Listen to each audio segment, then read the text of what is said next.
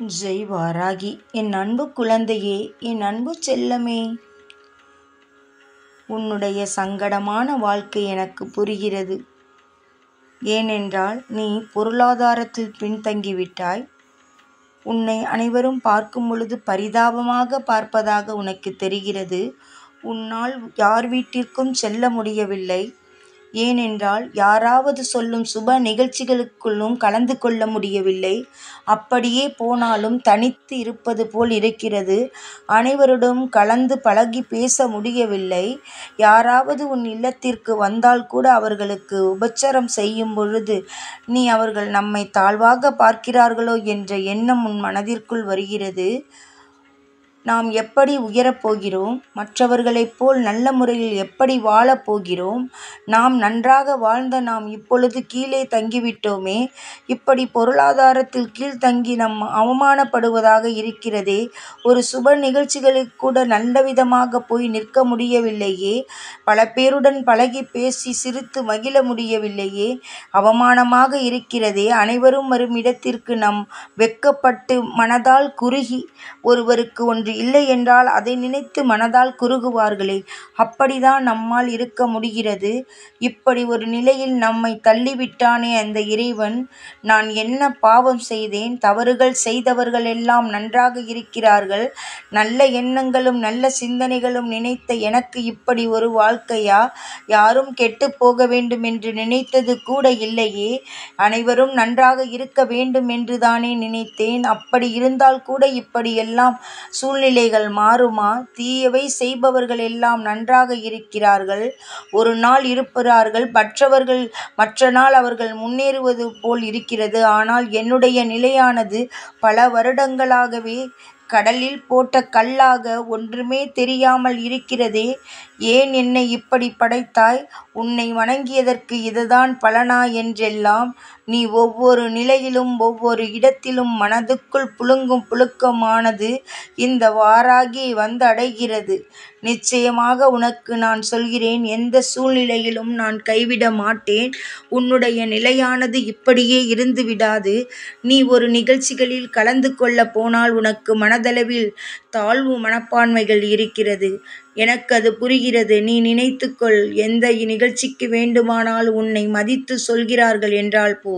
அப்படி சொல்லும் இடத்திற்கு உன்னிடம் என்ன இருக்கிறதோ அதை மட்டும் செய்து கொண்டு போ. அதை மட்டும் அவர்களுக்கு செய். அதையும் மீறி அவர்கள் மதிக்கவில்லை என்றால் அந்த இடத்திற்கே போகாதே. அதற்காக யாரிடமும் பொருளாதாரத்தை கேட்டு வாங்கி அவமானப்பட்டு நிற்காதே. அப்படி ஒரு உறவு உனக்கு தேவையில்லை. இந்த வாராகி சொல்லும் கருத்து இவ்வளவுதான்.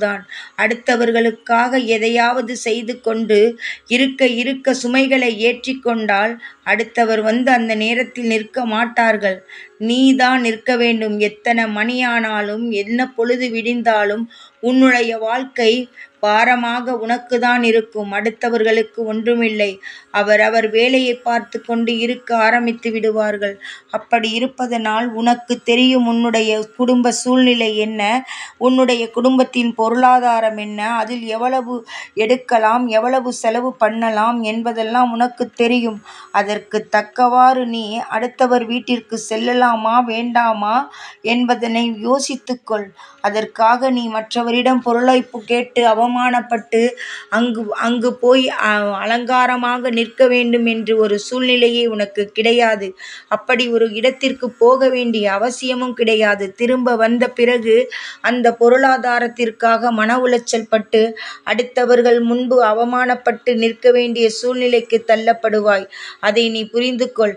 அப்படி உன்னால் பகட்டாக போய் நிற்க வேண்டும் என்று நினைத்தால் அந்த இடத்திற்கே போகாதே. அப்படி ஒருவர் உன்னை அவமானப்படுத்தினார்கள் என்றால் அந்த இல்லமே உனக்கு தேவையில்லை என்று ஒதுக்கிவிடு. அப்படி இல்லாமல் அடுத்தவர்களுக்காக பகட்டான வாழ்க்கை வாழ்ந்தால், அடுத்தவரிடம் போய் பொருளாதாரத்தை கேட்டால் பிறகு நீதான் அவஸ்தைப்படும்படி ஆகிவிடும். அப்பொழுது கை கொடுக்க யாருமே இருக்க மாட்டார்கள். இந்த பகட்டான வாழ்க்கையில் மாட்டிக்கொண்டு உன் வாழ்க்கையை சுக்குநூறாக சிதைந்து போய்விடும். அதனால் உன்னிடம் என்ன இருக்கிறதோ அதை வைத்துக்கொண்டு சிறப்பாக வாழ்வதற்கு வழியைப் பார். அதற்குள் 1000 நிம்மதிகள் உனக்கு அடங்கி இருக்கும். அப்படி இருக்கும் பொழுது அந்த நிம்மதியை மட்டும் அனுபவித்துக்கொள். அது தேவையில்லாமல் அடுத்தவர்கள் இல்லத்திற்குச் சென்று அங்கிருக்கும் சூழ்நிலைகளை பார்த்து உன்னை நீயே தாழ்த்திக் கொள்ளாதே. உன்னிடம் இருப்பவைகளை வைத்துக்கொண்டு உன்னுடைய குடும்பத்தோடு நிம்மதியாக இருப்பதை நீ வழக்கமாக்கிக்கொள். மிக விரைவிலேயே நீ முன்னேறும் நேரம் வரும். அப்பொழுது கூட உன்னுடைய வேலையை பார்த்து கொண்டு உன் இல்லத்தில் இருந்தாலே போதும். அடுத்தவர்களின் இல்லத்திற்கு சென்று அவமானப்பட தேவையில்லை. உன்னிடம் என்ன இருக்கிறதோ அதை சந்தோஷமாக வைத்துக்கொண்டு வாழ்க்கையை நடத்து. அதில்தான் சந்தோஷமே இருக்கிறது. மற்றவர்களிடம் பொருளாதாரத்தை வாங்கி கொண்டு ஒரே ஒரு நாளுக்காக பகட்டாக வாழ்ந்துவிட்டு மறுநாளிலிருந்து காலை பொழுது விடிந்து விட்டால் நிம்மதியில்லாமல் அந்த கடன்களை எப்படி அடைப்பது, அவர்களுக்கு எப்படி கொடுப்பது என்று சிந்தித்து கொண்டே இருக்க வேண்டும். அதற்குள் இன்னொரு பிரச்சனை வந்து தலை காட்ட ஆரம்பித்துவிடும். அதனால் நீ தேவையில்லாமல் எந்த சூழ்நிலையிலும் போய் மாட்டிக்கொள்ளாதே. உன்னிடம் என்ன இருக்கிறதோ அதை வைத்துக்கொண்டு சந்தோஷமாக சிரித்து பழகு. சிரிப்பதற்கு பொருளாதாரம் தேவையில்லை, சந்தோஷம்தான் வேண்டும். அப்படி இருக்கும் பொழுது அதை வைத்துக்கொண்டு சந்தோஷமாக இரு.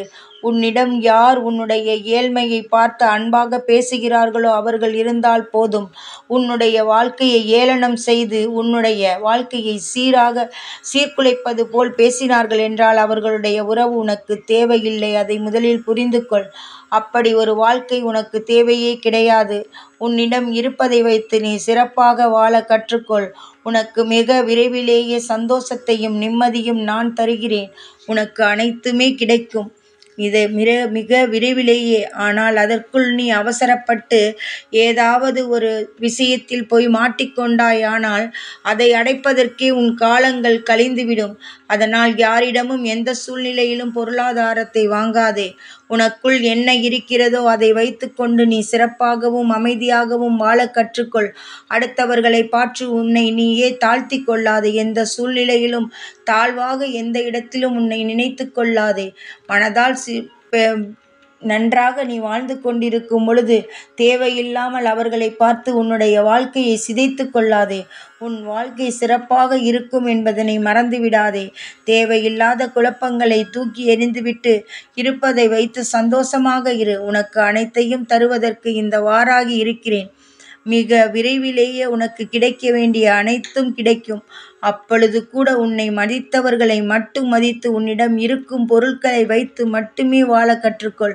அதை விட்டுவிட்டு அதிகமான காலை வைத்துவிட்டால் மிகவும் அவமானப்பட நேரிடும். அதனால் நிச்சயமாக உன் வாழ்க்கை நிம்மதி இல்லாமல் போய்விடும். அதனால் அப்படிப்பட்ட வாழ்க்கை தேவையில்லை. உன்னிடம் இருப்பதை வைத்துக்கொண்டு சந்தோஷமாக வாழும் பொழுது உனக்கு சேரும் பொழுது அந்த வாழ்க்கையும் நிம்மதியாக இருக்கும். இன்னும் நிறைய செல்வ செழிப்புகளும் சேரும். அப்பொழுது உனக்கு நிறைய மக்கள்கள் வருவார்கள். அவர்களை நீ உன்னுடைய சூழ்நிலைக்கு தக்கவாறு அவர்களை புரிந்து கொண்டு வாழ கற்றுக்கொள். அப்படி இருக்கும் பொழுது உன் வாழ்க்கை சிறப்பாக இருக்கும், சந்தோஷமாக இருக்கும். உனக்கு நல்லது நடக்கும். நிச்சயம் நம்பு. உனக்கு அனைத்துமே மிக விரைவிலேயே கிடைக்கும். இன்று நடப்பவைகளை நினைத்து தாழ்ந்து கொண்டிருக்காதே. உன் வாழ்க்கையும் நல்ல வாழ்க்கையாக அமைத்து தர இந்த வாராகி இருக்கிறேன். ஜெய் வாராகி.